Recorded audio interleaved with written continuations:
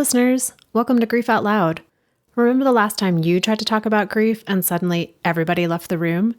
Grief Out Loud is opening up this often avoided conversation because grief is hard enough without having to go through it alone. We bring you a mix of personal stories, tips for supporting children, teens, and yourself, and interviews with professionals in the grief world. Platitude and cliche-free, we promise. Grief Out Loud is hosted by me, Jana DeCristofaro, and produced by Dougy Center, the National Grief Center for Children and Families in Portland, Oregon.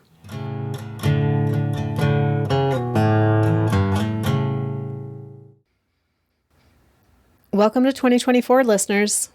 I'm hoping that your shift from last year to this one went as well as it could. If you've been a listener for a while, you know that most of our episodes center personal narratives of grief. We're going to stick with that this year, but for the month of January, we're doing something just a little different.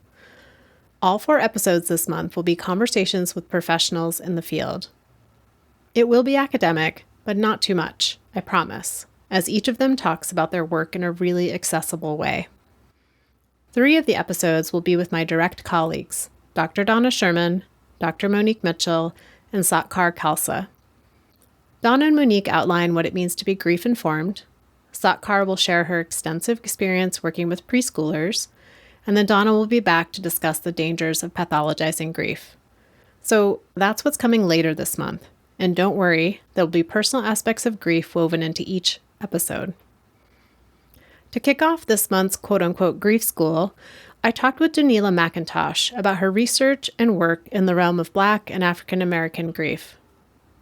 Doneila is a doctoral student at the University of Minnesota in family social science with an emphasis in marriage and family therapy. Doneila has a Master of Divinity in Theological Studies and a Master of Arts in Counseling Psychology. Prior to becoming a psychotherapist, she worked as a chaplain for nearly 10 years. Doneila's research explores the intersections of disenfranchised grief among African American families, particularly in the aftermath of violent death. I know, it sounds like we're about to enter a statistics class, but Doneila is amazing at explaining her work in a way that everyone can understand. In those explanations, she also offers tangible information about what it looks like to provide grief support that is culturally attuned and relevant. And because it's Grief Out Loud, she also shares about the recent death of her grandfather and how she and her family are finding support and strength in honoring his legacy. Doneila, thank you for taking time out of what I imagine is a really busy schedule to talk with me today for Grief Out Loud. Yeah, absolutely. Thank you for having me. And you're a researcher, and research is never simple. As try as I might to read peer-reviewed articles, I'm always like, what is happening? So I'm wondering, though, can you give a short overview of what's your most current work? Yeah, absolutely. So let's address this a bit broadly first, okay? So broadly, what we know about grief is that it is a normative response and experience of losing a loved one. And we know that, for example, the death of a child can have a negative impact on parents, sometimes even leading couples to separate and in some cases even divorce. We also know that death within a family can leave a family decimated in the wake of the death and can fragment the relationships within the family and impact the life trajectory of the individuals in the family. So that's why we support kids through their grieving experiences, because we know the research says that the death of a parent, for example, or a sibling can drastically impact their life trajectory. So take that broad information and just imagine that before the age of 10, you are 4 times more likely than any of your classmates to experience the death of a parent or a sibling. And then compound that with the reality that from the time that you are 10, over the course of the rest of your life, you are more likely than your classmates and then your work colleagues to experience the death of a parent, of your own child, of your spouse, of close family, friends, and immediate family members. And in some ways, you are living under the constant threat of death. That is, in a nutshell, of what it means to be Black in the U.S. context. That death is not ahead as the inevitable end of a long life, but that death is your life literally lived in the presence. And that, I think, in a nutshell, captures my research. That my research is centered on understanding the impact of death and dying and grief and loss on Black families and the ways that Black families cope and navigate the multitude of death and loss and grieving experiences over the course of their lives. And I imagine for most people who get into research, there may be some type of personal connection or an experience that led them to really focus on this particular realm. And I'm wondering what that is for you. Yeah, absolutely. Okay, so when I graduated from seminary, I completed a unit of CPE or clinical pastoral education, right, which is essentially specialized professional education for chaplains. And one day, my chaplaincy supervisor and I were asked to join a conference where a medical team wanted to tell a family whose teenager had been shot and had been on life support at this time for several weeks that there was nothing left that the medical team could do. And they wanted to recommend to the family that the family make the decision to turn off the life support machines. Now, I'm not entirely sure where the miscommunication occurred, but it was very apparent that this African American family entered into the hospital anticipating good news. They came in with balloons and flowers, and you could literally feel the excitement and the energy among this family. And if you know anything about African American families, then you know that the whole family came, right? So we're talking parents, grandparents, aunts, uncles, siblings, the teenagers' friends, family by blood and family by choice. And as the doctors begin to say, I'm sorry, there is nothing less that we can do, there was an eruption of wailing and crying and sobbing that filled this very small hospital conference room. And just as the family is beginning to grapple with the reality that their beloved teenager would not be returning home, the door of the conference room swings open and in walks two hospital security guards and two police officers because a nurse at the nurse's station called for hospital security for fear that the doctors' lives were in danger. And this would be the first of what would become many experiences of what I would call the desecration of sacred Black bereavement space. And this story and many others are my reason why, both seeing it as a professional and personally. This has led to my decision to return back to school and to begin doing research on the realities of Black grief and bereavement. And from that origin point of being with that family, of watching them begin to reckon with the reality that their teenage family member was not going to live, and then to see that reaction of the security guards come in, how did that impact you? Yeah, for me, it was really difficult, right? Because in some ways, I'm watching this family in the very beginning throes of their grief. And then I'm watching as they're having to also simultaneously de-escalate the situation and prove in some ways that they weren't actually a threat. And it reminded me of the ways in which, as an African American woman, I have also had to simultaneously hold my grief and control my grief in order to placate those around me and help them to understand that I'm not a threat, that the anger that I feel, which is a normative response to grief, is not a threat, and to ensure that I'm constantly not being perceived as a threat. And so it was weird, right? Like an out-of-body experience, both watching the family go through this and also feeling simultaneously like it reflected my own experience. There was a deep sense of familiarity. Absolutely. Absolutely. I imagine this might take 8 hours to answer. So, but I'm wondering, what is your sense both as a researcher and as an African American woman walking around in the United States? Like, what are the determinants of both, as you mentioned, like being an African American child, you're so much more likely to experience death than your white counterparts. And to have that reaction from the medical community, and I imagine from many other service providers, of not being at all in alignment with recognizing, making space for, acknowledging, honoring Black grief. Like, what is your sense of that?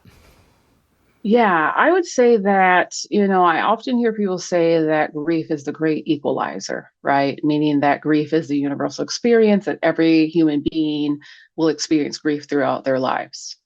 And I would say yes, right? Absolutely. We all experience grief. And there are also societal factors that directly impact Black families, which lead to the disproportionate reality of death and loss. And I think that we are culturally illiterate, contextually illiterate to the factors that contribute to the disproportionate reality of Black death and grief. And that this contributes to what we would say the further disenfranchisement of grief among African Americans. And there are a whole host of, I think, tangible examples of that. So I will present it in a nutshell, okay? When I talk about the disproportionate reality of Black death, because this is actually the probably most frequent question that I get is, what do you mean when you say that?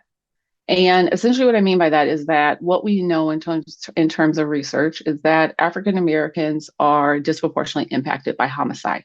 African Americans comprise only 13% of the US population, but they are essentially comprise 50% of homicide rates in the US over the last 40 years. Tangibly, the leading cause of death for an African American male under the age of 44 is homicide. African Americans are also disproportionately impacted by death after police contact. And in the last 4 years, we have seen a 78% rate increase in suicide rates among young Black males, making it the largest rate increase of any other racial group in the US. Then compound that with the reality that African Americans are also disproportionately impacted by hate crimes. So, for example, the Charleston 9 or the Buffalo shooting that occurred in 2022, I believe. And so what I have noticed is that there is a lack of literacy regarding this reality and the contextual reality that Black families often experience the multiplicity, the multitude of death in their families. Doneila, I'm struck by when you said that's the question people ask you the most. Mm-hmm. And what I hear under that a bit of is people asking you, like, prove it. Yeah.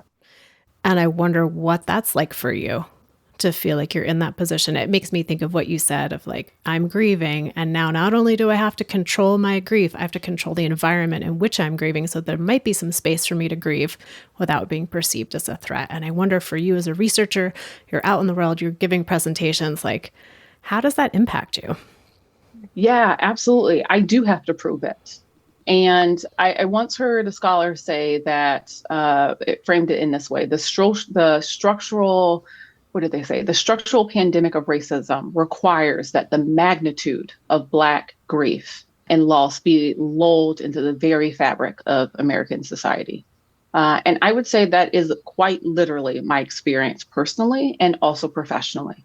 That I think that this is a tangible way in which structural racism impacts the lives of African Americans, that you have to prove with numbers that we are disproportionately dying, and that the way the sort of factors that contribute to the multiplicity of our death are rooted in racism and can actually be changed.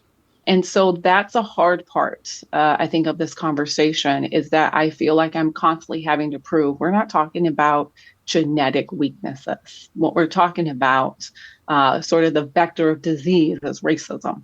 And because we don't address it, we are leaving families and communities vulnerable to the decimation of death and grief. Yeah, sitting in that place of it's not fated. That's correct. That there are things that could be changed and altered to decrease the rates of death. And alongside of that, making space for the grief that comes. That's right. of that. And you mentioned the term, the disenfranchised grief Yeah. in the African American community. And disenfranchised grief is a term that's been around for a while. It means different things to different people. So I'm curious for you, from this kind of context, what do you mean when you say disenfranchised grief? Yeah, so disenfranchised grief is a term, you're correct, it's been around for a while, coined by Dr. Kindoka. And essentially it means that the disenfranchisement of grief occurs when individuals experience a significant loss and the resulting grief is socially invalidated or dismissed, right? And this directly impacts the ability of the bereaved to grieve in the manner within which they need to, or they choose to without the interference of others. So a perfect example of that is that hospital story that I shared, right? Here's a family in the very beginning of throes of grieving, and now they're also having to simultaneously de-escalate the situation and prove that they're not a threat in the midst of their grief. And I think that's a tangible way of seeing the way in which grief and loss can be invalidated and dismissed. So I know you've already kind of talked about this a bit, but I wonder, what are some other ways that you see or have experienced in your research or talking with people that disenfranchisement specifically of Black and African American grief? Yeah, absolutely. I think it goes back to what we talked about a few minutes ago in terms of even the way that as a researcher, I have to prove the disproportionate reality of Black death. One of the aspects of this conversation, right? I talked about the reality of African Americans disproportionately being impacted by violent death. I haven't even talked about the disproportionate reality of premature mortality rates of African American that are related to health disparities. The fact that we have the highest infant mortality rate, meaning that Black babies are dying before they're even reaching the age of 1.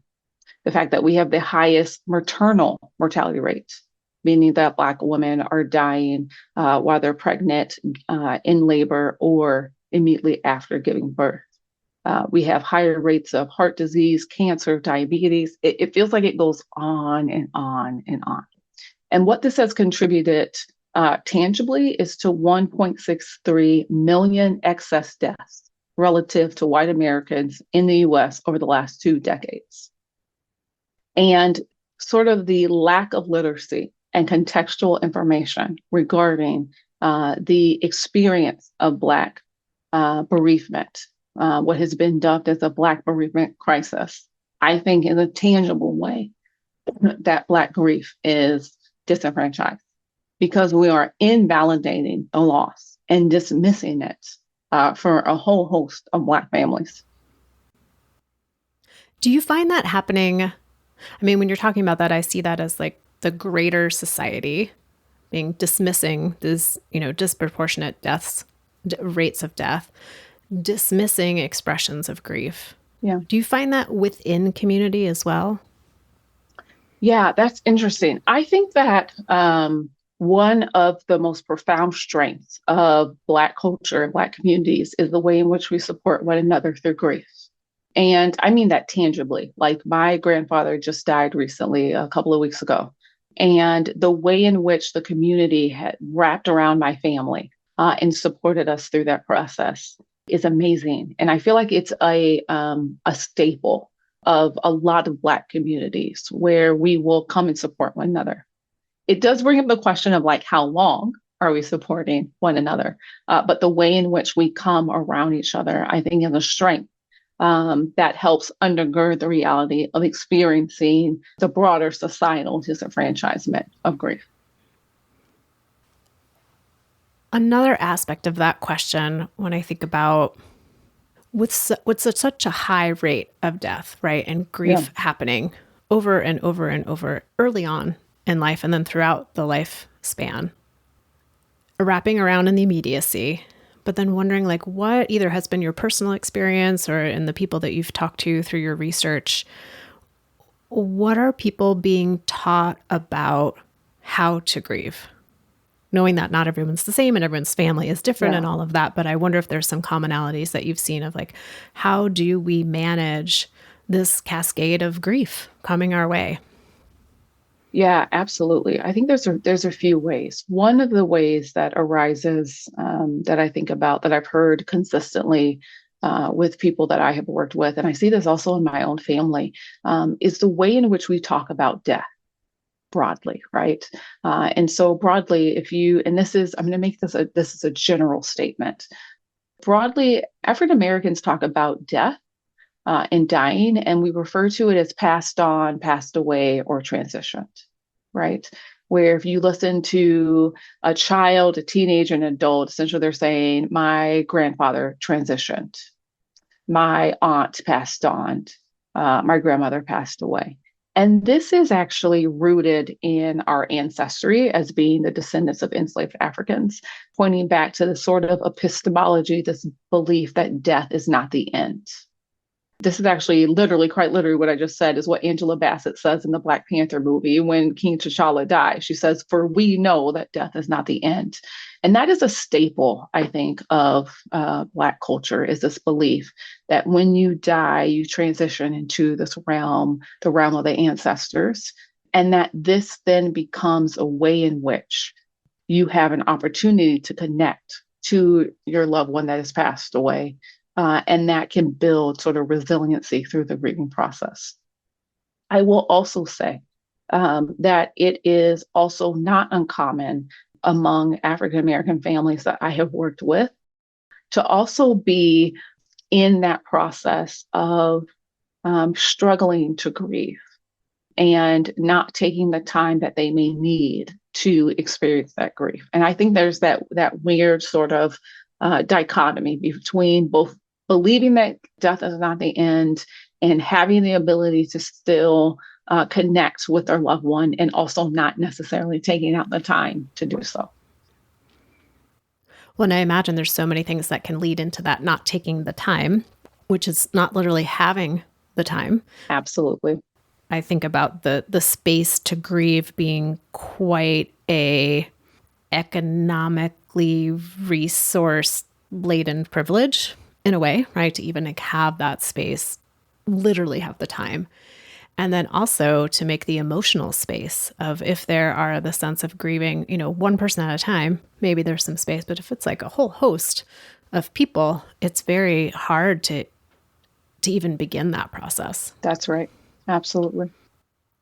Is there anything else you would want to share about this idea that the experience of Black grief, specifically here in the US, is both unique and then also nuanced? I would say that one of the things that stands out to me, and I'm gonna answer this from the perspective of a researcher. Okay, one of the things that stands out for me in terms of the aspect of Black death and dying and grief and loss is that there is a wide gap in the literature, specifically focusing on African Americans and their death and dying experience. That is not necessarily the same broadly across the spectrum of thanatology, meaning sort of the area, the field that specializes and focuses on death and dying. And this is actually really important to me as a researcher. And I also would say that this is important to us as a field, because the more research we have, the more interventions we have. And the more research we have, the more that we understand the dynamics. And I think that contributes, again, to this broader conversation of racism and the disenfranchisement of Black grief. But more tangibly, it also impacts the way in which we as grief support specialists and organizations also attune to Black families that we may be supporting through the process. Yeah, you've written about this idea of culturally attuned interventions. And in this context, we're talking about culturally attuned interventions for supporting grief, even though there are likely many needed interventions in terms of addressing the cause of the increased rates of grief in Black families.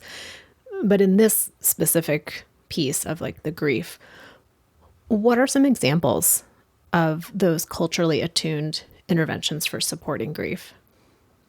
Yeah, absolutely. So let me answer it this way. Let me first address why not having culturally attuned interventions is actually so impactful tangibly for families. So I gave the example of sort of this cultural phenomenon among African American families to refer to death as passed on, passed away, or transitioned, right? One of the things that I have seen tangibly among grief organizations and grief support personnel is something that's rooted in research, right? Is this desire to increase and advance grief literacy, particularly among children. Okay. And one of the ways that we do this is we get children to talk openly, authentically, transparently about death. Tangibly, a lot of deliverables for organizations are centered on this idea of being able to explicitly say, my mom died, my cousin died. But if you know Black culture and you understand kind of sort of the cultural reality of what it means to say passed on and passed away, but I think in a lot of ways, by us forcing children, especially African American children, to say that my loved one has died, rather than acknowledging the cultural significance of saying that my loved one has passed away, we could be inherently invalidating or dismissing salient cultural definitions that actually support resiliency through the grieving process.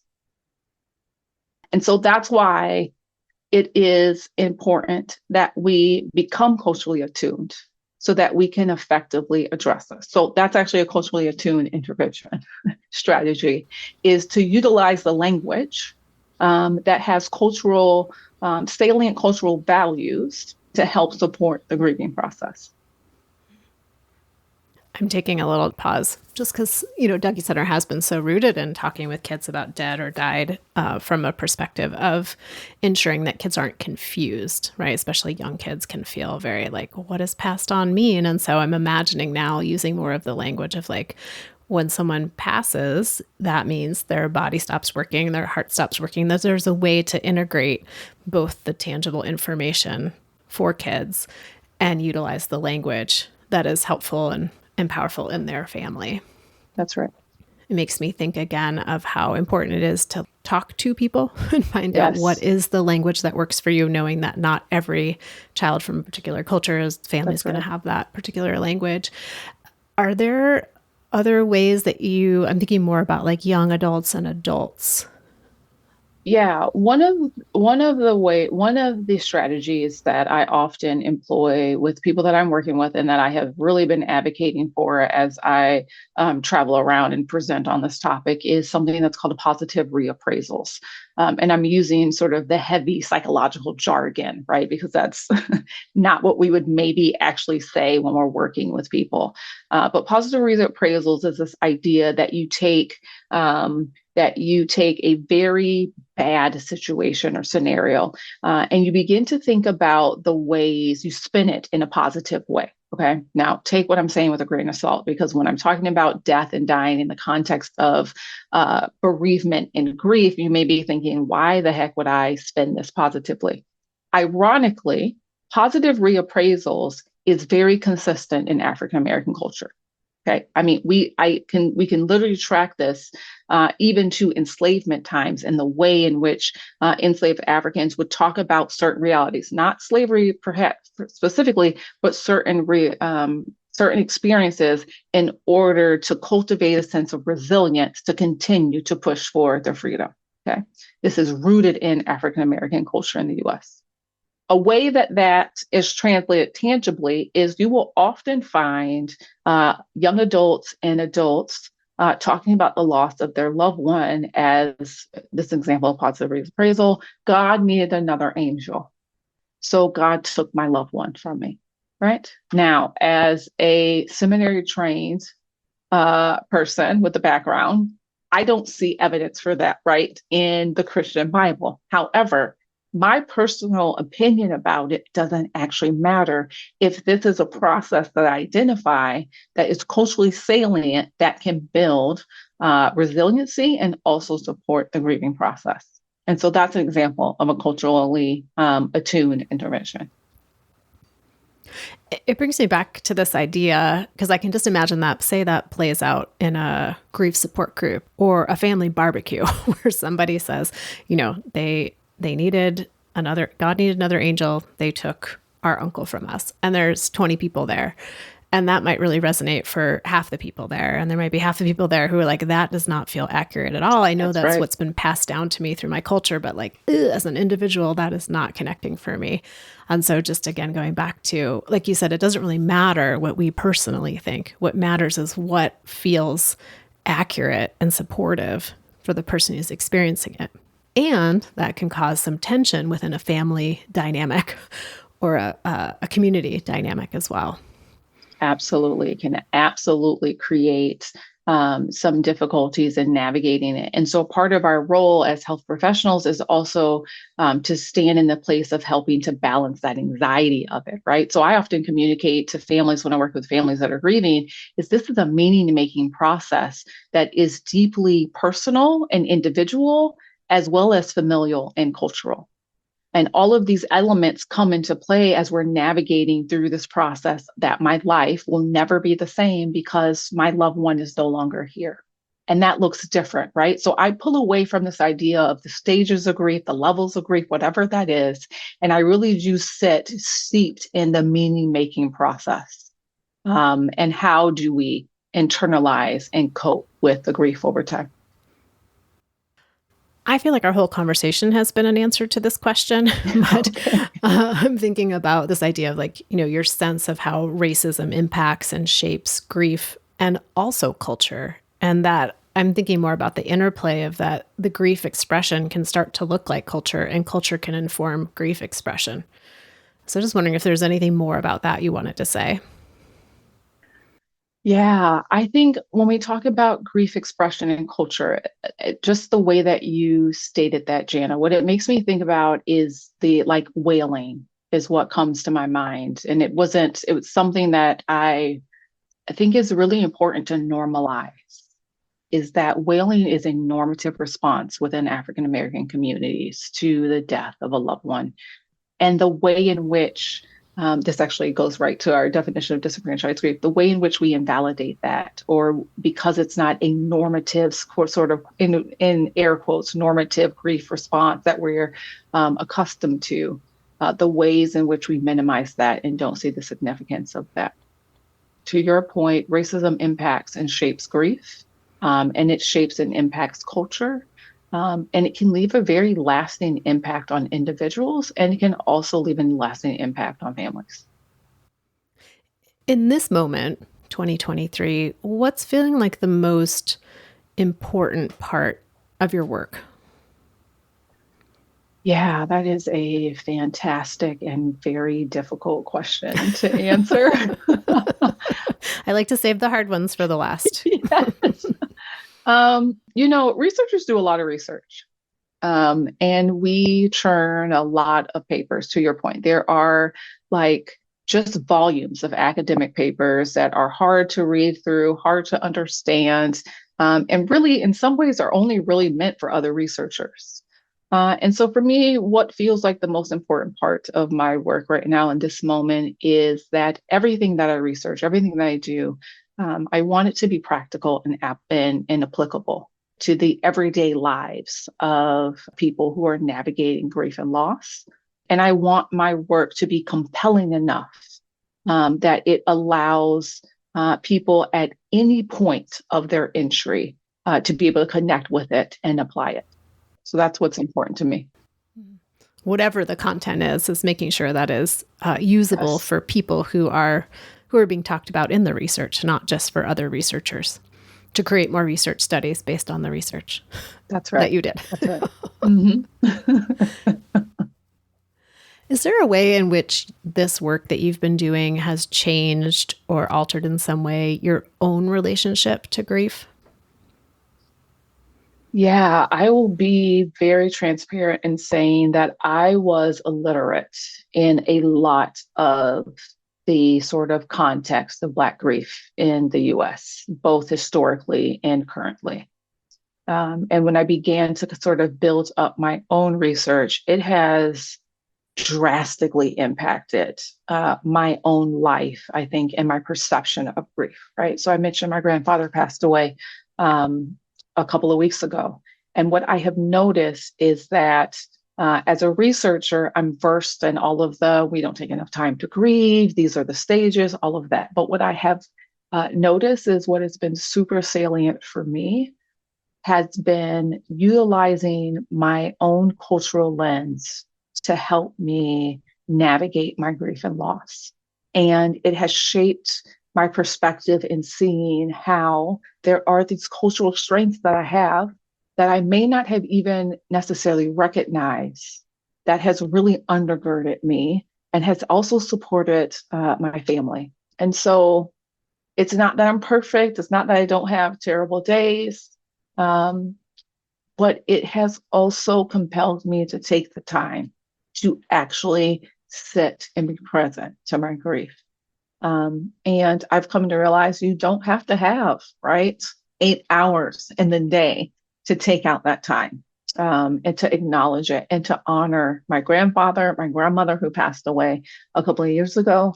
And that has been really healing for me, really healing for me. Are there particular ways you've found to take those maybe small pauses to honor him?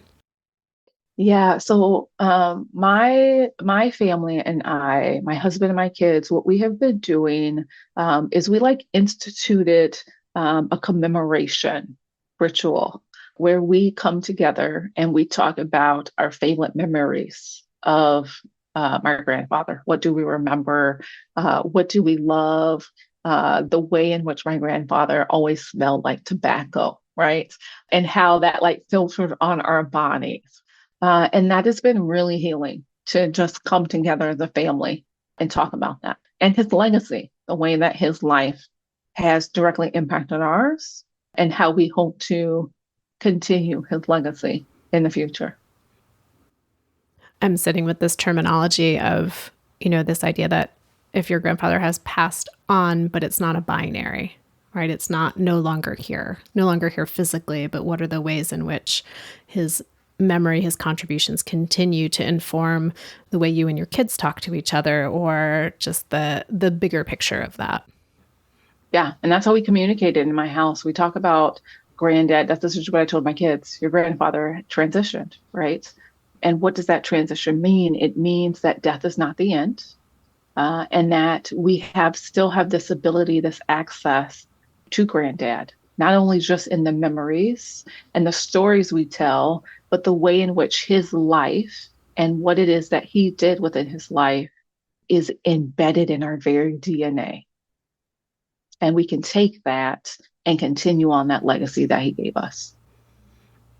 I'm just in this moment really appreciating I don't know the exact words to express this, but sometimes when I hear people talk about carrying on the legacy of the person who has died, it feels very almost burdensome. And I have to do these things because this is what this person would want, versus this person's legacy is embedded completely throughout us because they were a part of our lives. And there's a way they can come with us in the things that we do, that it can feel more open in a way. That's right. Absolutely. I like that.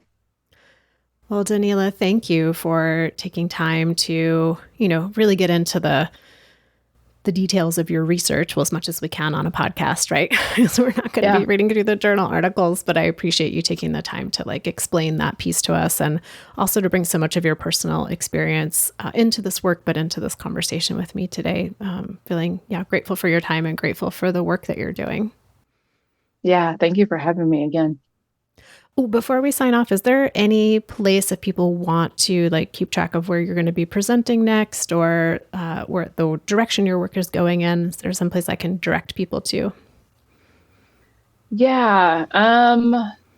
Well, I don't necessarily want everyone trying to pull up articles and get through the jargon, but what I will say is that probably the best way to connect with me is on social media. I have an Instagram account, and it's my name, Doneila, I think _McIntosh.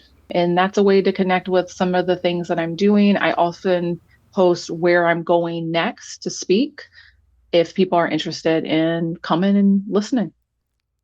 Great. Well, listeners, as always, I'll put that in the show notes. And Doneila, thank you again for your time today. Yeah, absolutely. Thank you.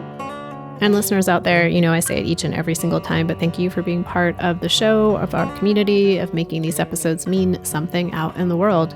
Please reach out to me if you want to connect directly. My email is griefoutloud@dougy.org. It's dougy.org, which is also our main website where you can find all of our information about our local programming, free downloadable resources, and the entire catalog of Grief Out Loud. I'm excited as always to share that our podcast is sponsored in part by the Chester Stephan Endowment Fund. Thanks again for listening. We hope you'll join us again next time.